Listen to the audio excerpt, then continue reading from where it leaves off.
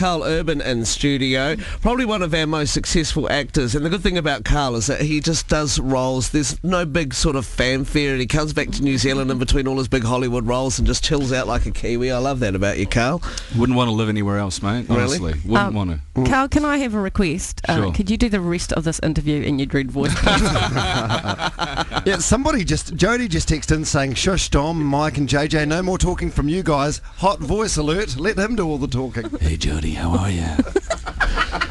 It's breakfast time. Wow. Now, you're an amazing guy, because we see you around all the time, just walking around with your kids doing things. After you did Star Trek a couple of years ago, I saw you at a cafe called Ripe. And I said, you should come in for a chat one day.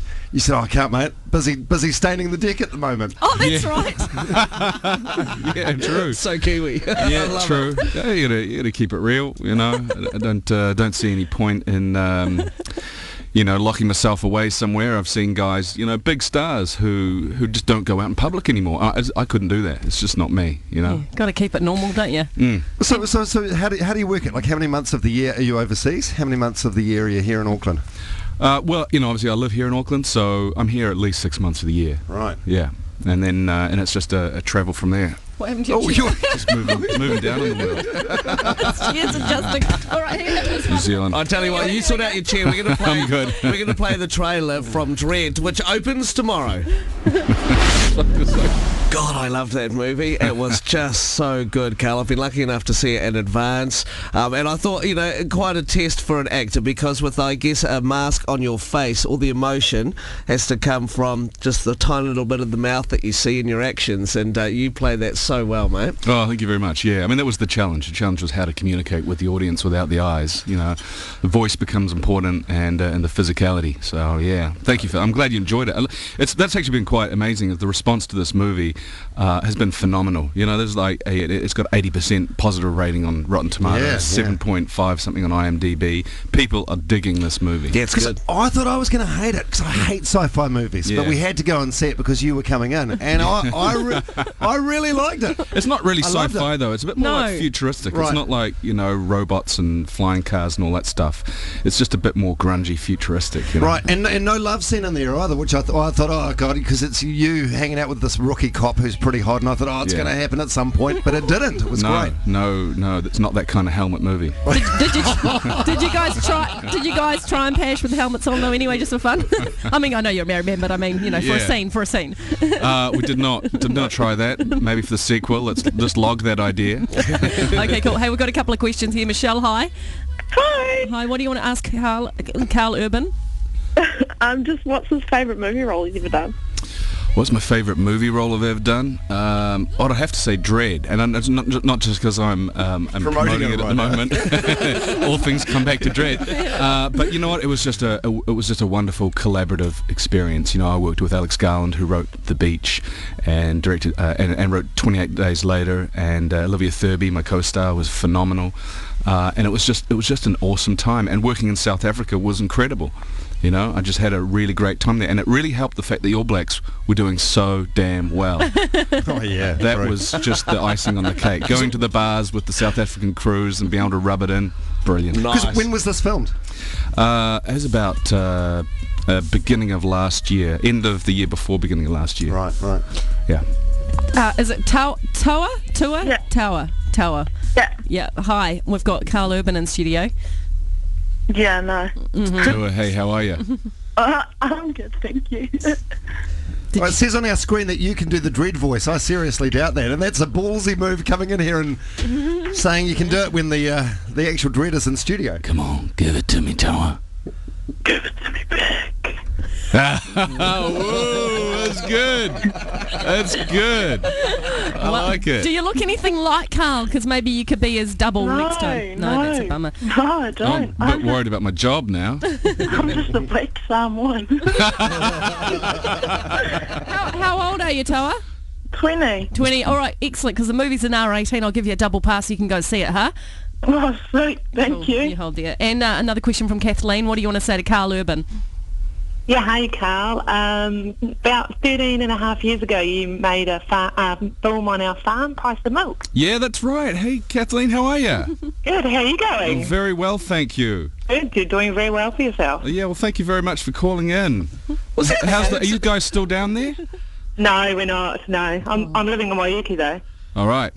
Was it 13 and a half years ago? It was many moons ago. That was a wicked experience. We'd shoot that sort of 3 days a week. Harry Sinclair would write the film literally as we were making it, and we'd go down there over this course of this summer, this magical summer, and shoot this amazing film. It was a lot of fun. And it was the price of milk that Peter Jackson saw and put me in Lord of the Rings.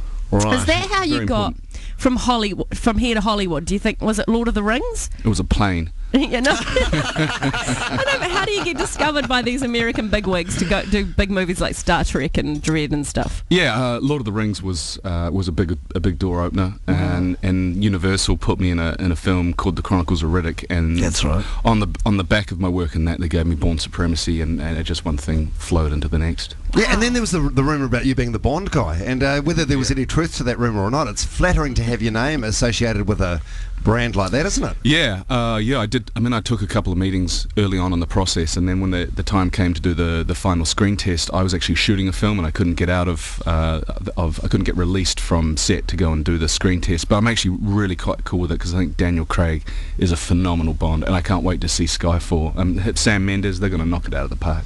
Oh my God, you could have been Daniel Craig. No. I think it was always his. I mean, right. You know. Right. You would have had to do a bit more beefing up, wouldn't you? There you go. Yeah. And tell me to go and get stuffed if you want. But okay, go get stuffed. Okay. You wait for it. No, come on, give us the question. Okay, so a huge movie like Dredd, where you are Dredd, does it pay well, or is it one of those ones where they go, well, it's yours if you want it, but this is what it's paying, take it or leave it? Well, I did Dredd because I was a fan of the comics growing up. You know, I didn't read many comics, but one that I did read was Dredd, and the thing that I liked about him, he's this enigmatic, cool lawman. He's in the mold of like Clint Eastwood, and that's what we get in the film. So, you know, this is a passion project. Right. Karl, there's your Hummer outside though, so you're doing okay. I wouldn't be seen dead in a Hummer. Karl Urban in studio. He is the star of Dredd 3D, which is out tomorrow. In sport, the Indian. I'm going to stop you right there. I think the sport would be a lot better in the Dredd voice. Where's the sport? The Indian cricketers bid to qualify for the 2020 World Cup semi-finals has fallen short in their Super 8 game against South Africa. Otago turned on the afterburners to dispatch Manawatu by 51 points to 35 in the ITM Cup clash at Palmerston North last night. Do you do that for your wife? You should. It's business time.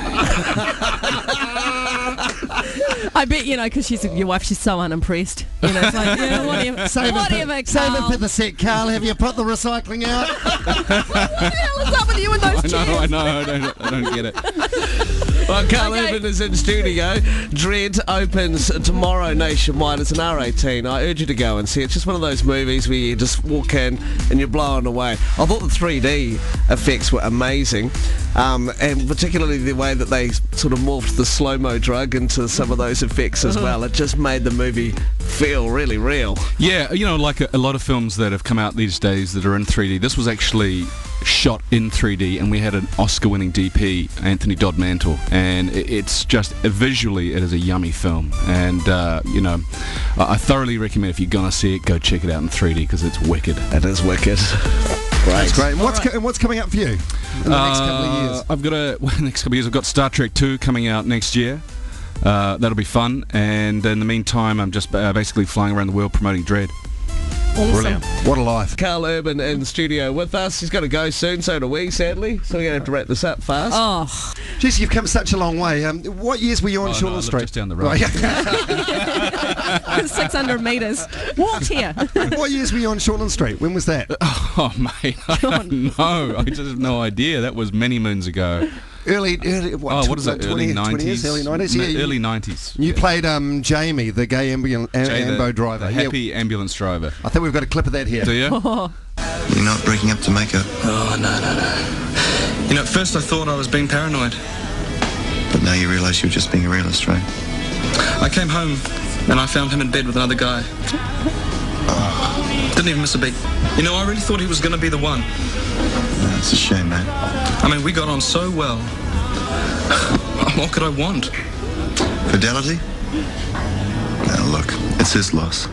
Do you feel sad that you threw it all away? Oh, I know. What could have been? I know, it's amazing to think you went from that to this. 800 million people. Your voice has changed a lot over the 800 years. million people living in the ruin of the old world. Only one thing fighting for order in the chaos. The guy who smokes a lot of cigarettes and drinks a lot of whiskey. Jeez, you know, I love it. Michael Galvin must see you doing these things and going, God, I should have gone out in the early 90s. Simon's on the phone. Simon, you want to ask Karl Urban a question? Yeah, I do. I mean, in all your travels, mate, I mean, which milk do you drink? Do you drink Slim or 2%? I actually, and I shouldn't say this is the backbone of the country, but I don't drink milk. I'm kind of, it doesn't agree with me so much. Lactose intolerant. Lactose intolerant, but I'm partial to a little bit of trim in the flat white, if you must know. You're such an Aucklander. Good to know. Who would have thought that Dredd is lactose intolerant? Hello, Richard. G'day.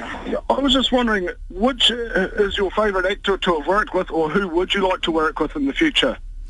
Hey Richard, how are you, mate? I think my favourite actor that I've worked with would have to be Viggo Mortensen. I worked with him on Lord of the Rings, and I still hang out with him from occasion to occasion. Actually, I just, funnily enough, when I was in Spain recently promoting Dredd, Viggo's movie was coming out the day after mine. And I was doing press the day before him, and I went in there and I told all of the press that Viggo just bought a goat farm in Segovia with 1,000 goats. And I swear to God, it was reported in the news. It was on primetime television, and every single interview that he went in to talk about his movie, he was being asked about this goat farm and the goat cheese. And in the end, he actually started lying, saying, "Yeah, I like the spotted ones because they make sweeter cheese and they fart less." So. Oh, that's awesome. Do you think you got on quite well with him because you're both, genuine sort of guys in an industry, full of bullshitters? Is that part of it? Just click. When you click with someone, you click with someone, and I just, I look to him as an example of how I would like to treat people. He is, in my mind, the definition of true altruism. He's a saint in my eyes. Karl, it's been great having you in here this morning. So good. Thank you for having me. Do you still have the Dredd helmet? I do, actually. I tried to steal it 3 times before they actually finally gave it to me. But I have got it now, yeah. Oh, that's good. I wish you'd worn it in here. That would have been cool. Do you have like a memorabilia room? Oh, I've collected a bunch of stuff from my movies. I've got my Lord of the Rings helmet. I've got a gun from the Chronicles of Riddick. I've got the leather jacket from the Bourne Supremacy. I've got a bunch of stuff. Right. A strand of Matt Damon's hair? A strand? No, but I've definitely upped what I take from the movies. When I was working on Herc and Xena in early New Zealand shows, I used to nick thermal underwear. But that doesn't really look so good on the shelf. Would you ever go to a costume party dressed in thermal underwear? No. Dressed as one of the costumes that you've got from set? Like, would you go as Dredd to something? I might be tempted to one day. Cool. Well, if I'm going to one, I'll come and ask you to borrow your helmet. That sounds good. You just listen to that list of movies that you just mentioned. Amazing, mate. Hope you're proud of yourself. Well, cheers for that. I really appreciate it, and thanks for having me in tonight. And guys, go check out Dredd. It is awesome. Don't take my word for it. No, actually, do take my word for it. It's an R18. It is a really good movie. I'll just warn some people who have a weak stomach. Ooh, it's in 3D, and it is bloody good. awesome. And,